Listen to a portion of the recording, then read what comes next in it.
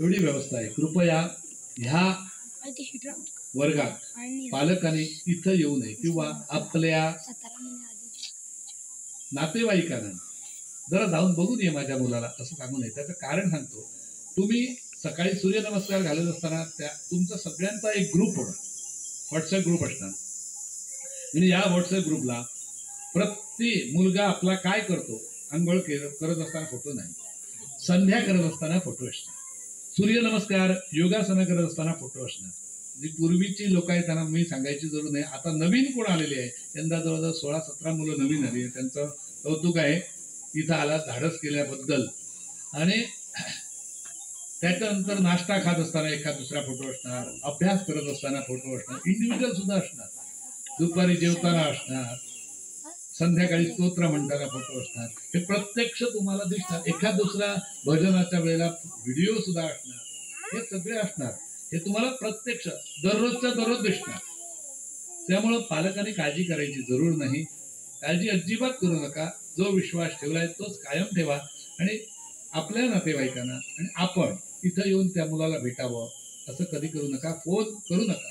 तुम्हाला अगदीच वाटलं तर मला फोन करा. पण मी मुलांना शिकवण्यात गर्क असतो, त्यामुळे मला सुद्धा फोन करत असताना 4दा विचार करा आणि फोन करा. तरी काहीच करू नका असं म्हणायचं आहे.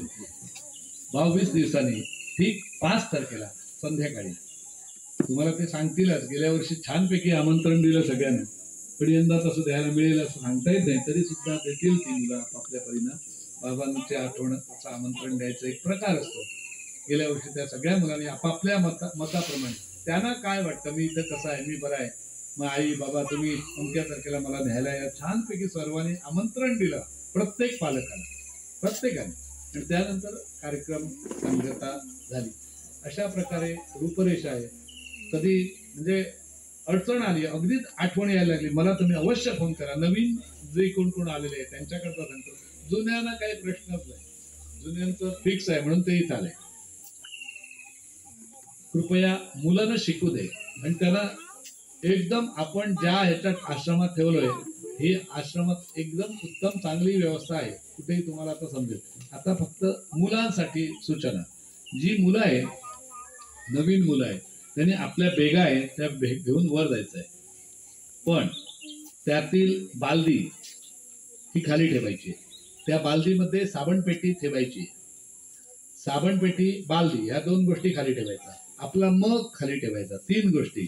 चौथी आपलं ताट, आपला पेला, संधेचं तामण, तांब्या आणि पंचपात्री पळी आणि आसन, एवढ्या गोष्टी इथंच ठेवायच्या आहेत. जी जुनी मुलं आहेत त्यांना माहिती आहे, तिथून पासून एक एक नंबर सुरू होतात.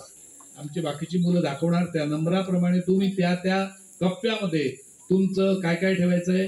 पळी, पंचपात्री, तामण, तांब्या, ताट, वाटी, पेला, एवढं सगळं तुम्ही त्याच्यामध्ये ठेवायचं. आणि बालदी तुमची त्या बाजूला जो भाग आहे रिकामा, आता ती माणसं सगळी बसली आहे आमच्या मंडपाच्या बाजूला, इकडे नाही, तिथं तुमची बालदी आणि साबणपेटी त्याच्यात ठेवायची.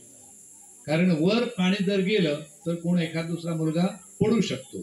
त्यामुळं वर पाणी घेऊन कोणीही जायचं नाही. जेवायचं खाली, ताट ठेवायचं खाली.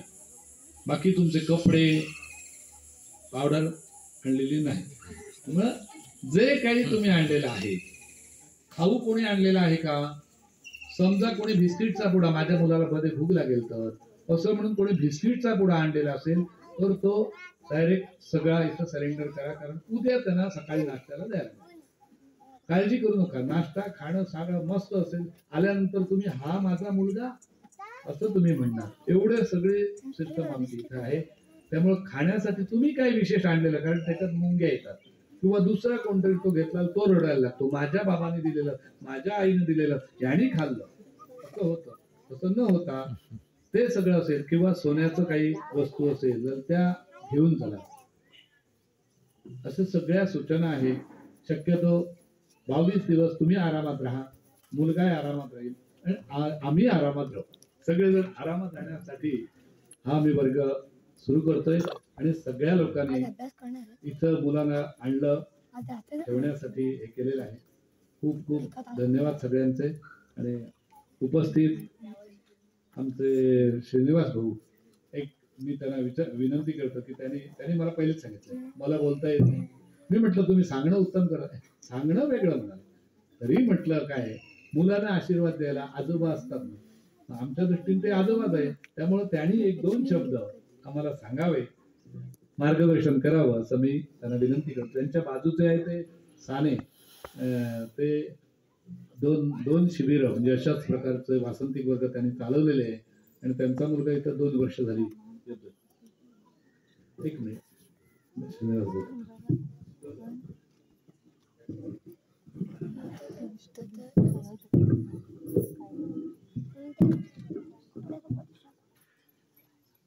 गुरुर्ब्रह्मा गुरुर्विष्णू गुरुर्देवो महेश्वरः गुरु साक्षात परब्रह्म तस्मै श्री गुरवे नमः. माननीय विद्याशास्त्र संपन्न गणपती गुरुजी, त्याचप्रमाणे इथं प्राध्यापक असलेले देव, त्याचप्रमाणे इथे आणखी शांता दुर्गीचे पुजारी तोड येथे विनायक केळसे आणि इथे सुनील साने वैदा, सगळ्या पालक वर्ग आणि ब्रह्मचारी वर्ग जे आलेले आहेत त्यांना नमस्कार करतो. कशाला मी एकदम अज्ञान आहे, मला ह्याच्यातलं काहीही माहिती नाही. मला थोडंसं घरची परिस्थितीवरून सांगतो. मला आता 80 वर्ष, माझं घर पूर्ण खेडेगावात. त्यावेळी काय शिक्षणाची कसली सोय नव्हती. बाबांनी मुंजच एवढ्या वर्षात बांधली, 16व्या वर्षी शिकवलं तर काय नाही.